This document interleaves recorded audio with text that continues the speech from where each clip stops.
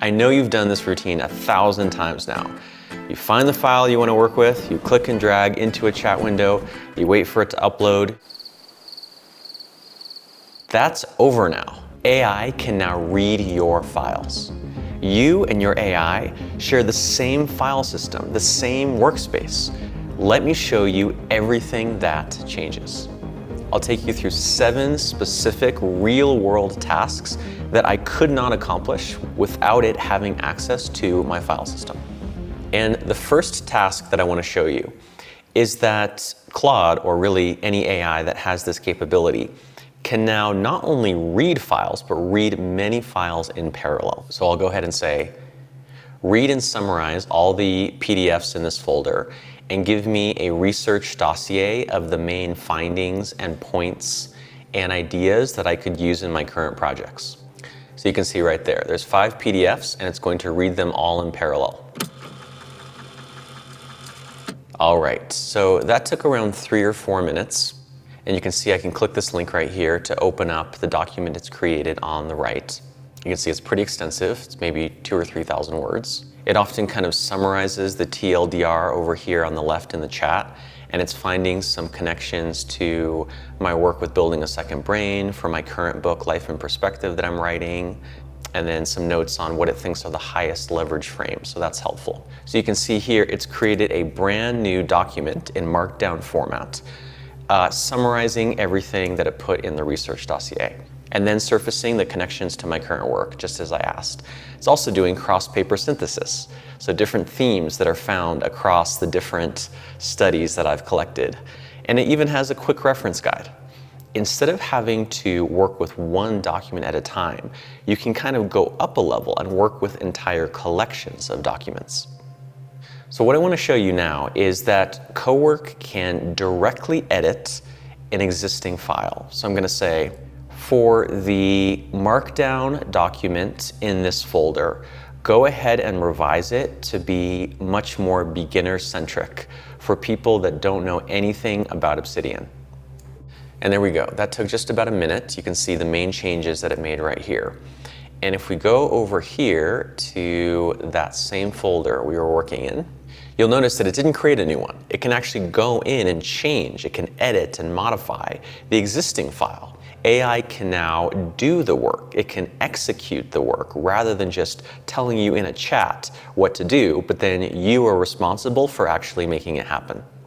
What I want to show you now is that Cowork can not only edit existing files, it can create brand new ones. So I'll go ahead and create a new task here and choose a different folder, back to my desktop. And this is a folder that contains the full draft, the current working draft with the manuscript of the book that I'm writing called Life in Perspective. So this is a massive document. It's 60 or 70,000 words. So I'll go ahead and click open and then always allow as usual.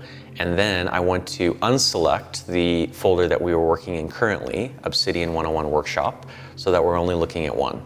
And then I'll just ask it, review the current working manuscript for the book I'm writing. Focus your attention on chapter 1 and create a brand new document containing chapter 1 with all of your suggestions and recommendations for improving it and making it more accessible to an everyday reader. Include all your comments and suggestions as tracked changes so that I can review them individually.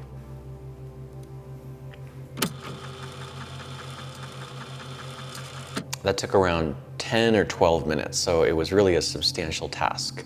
I'm going to go ahead and click Show in Folder, and you can see it's created a brand new document, which I can open in Word, and then we can see right here that it has tracked changes with the commenter Claude, saying exactly what it recommends I do to make this more clear and more accessible.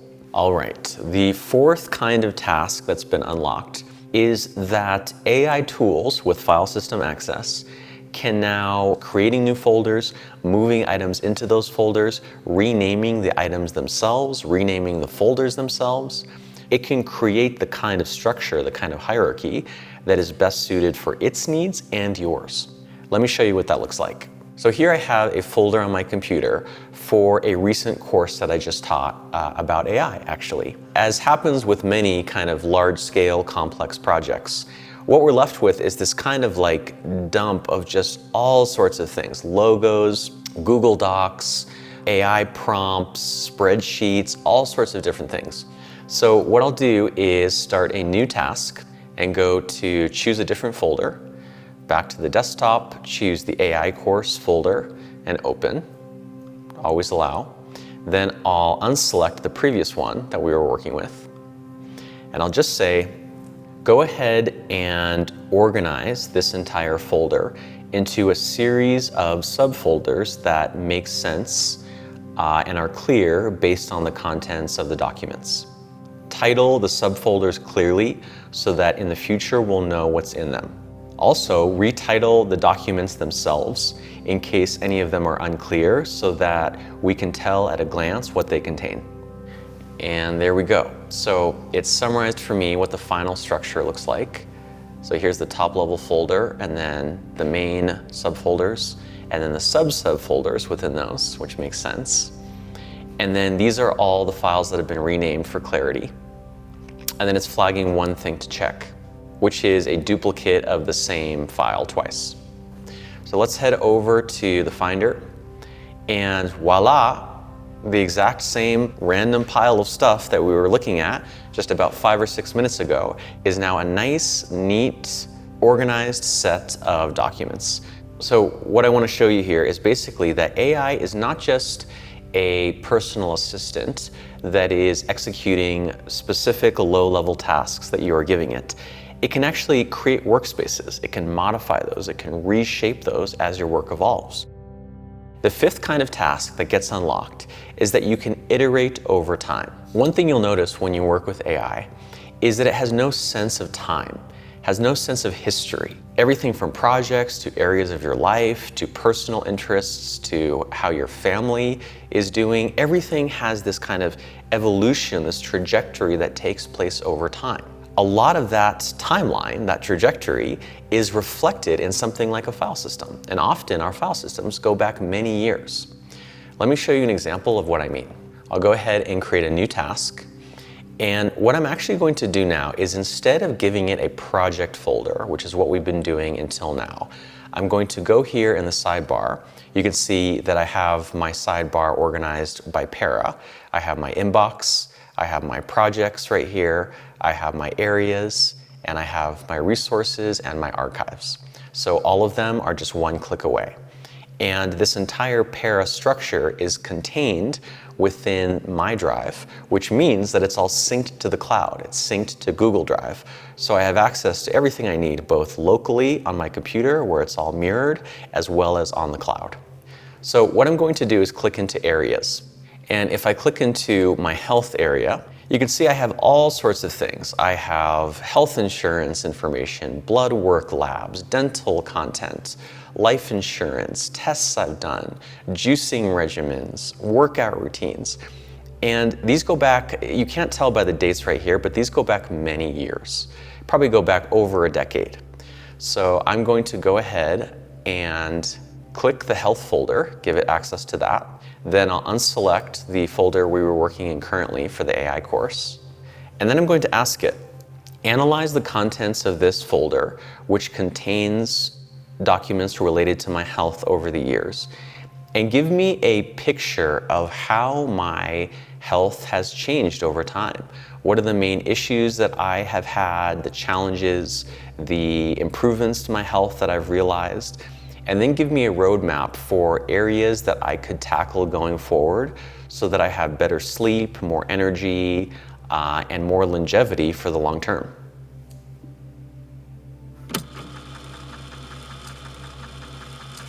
All right, so that took another good 8 or 9 minutes. And here's what it came up with. So the documents that it had access to cover 18 years of my health history. So it notes that my health history over those 18 years has 2 distinct chapters.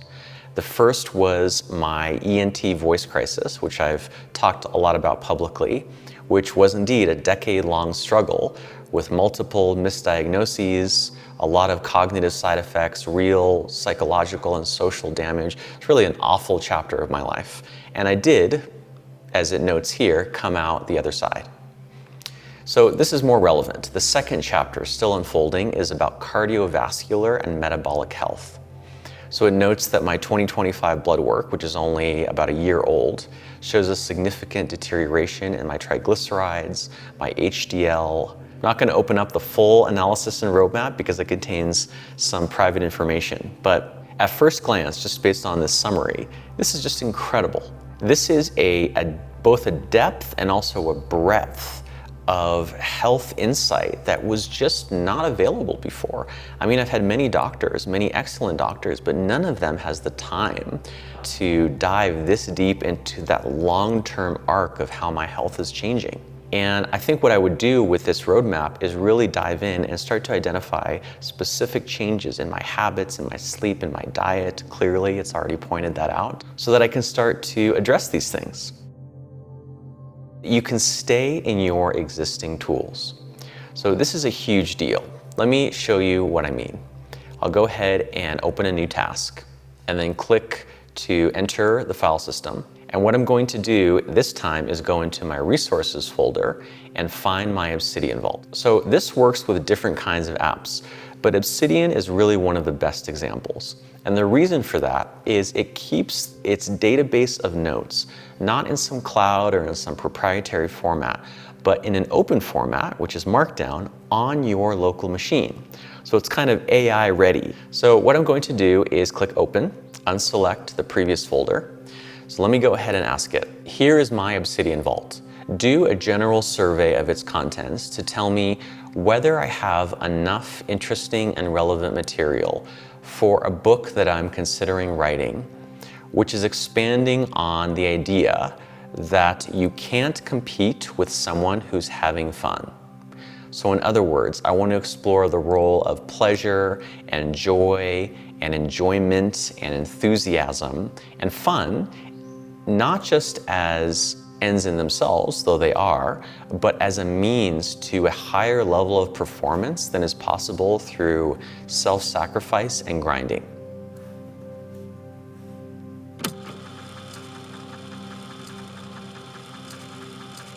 So that took only 2 or 3 minutes, and it looked at over 1,500 notes. That alone, again, is just mind-blowing.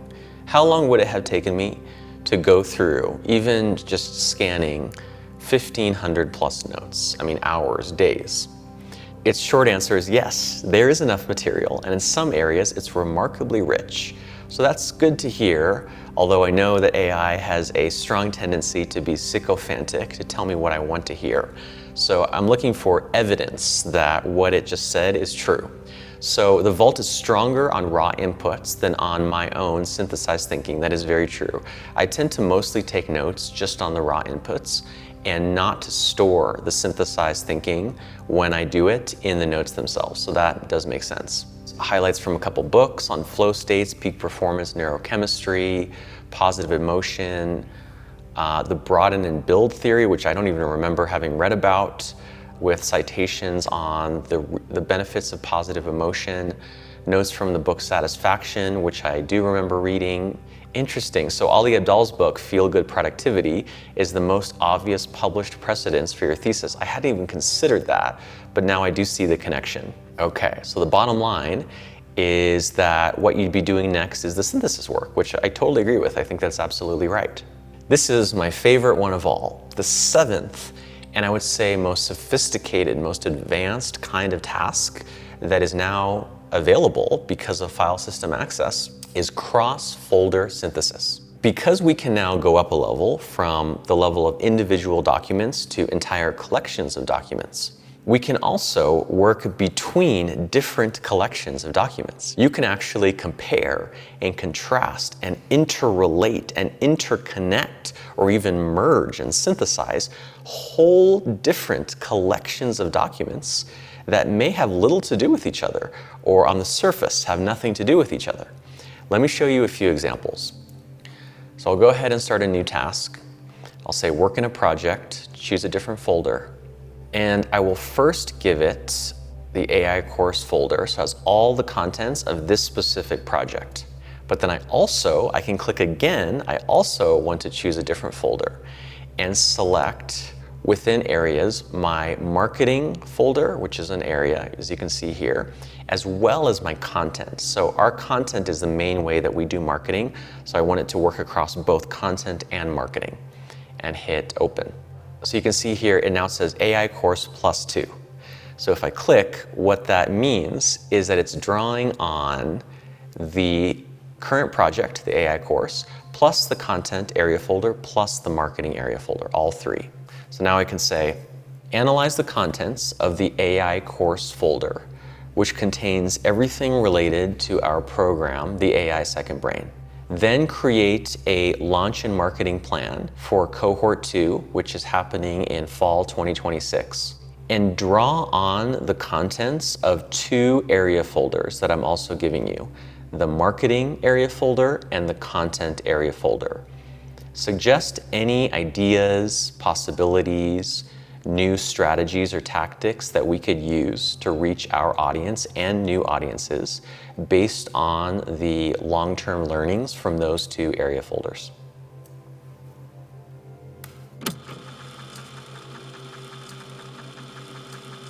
All right, so that took a good 10 minutes.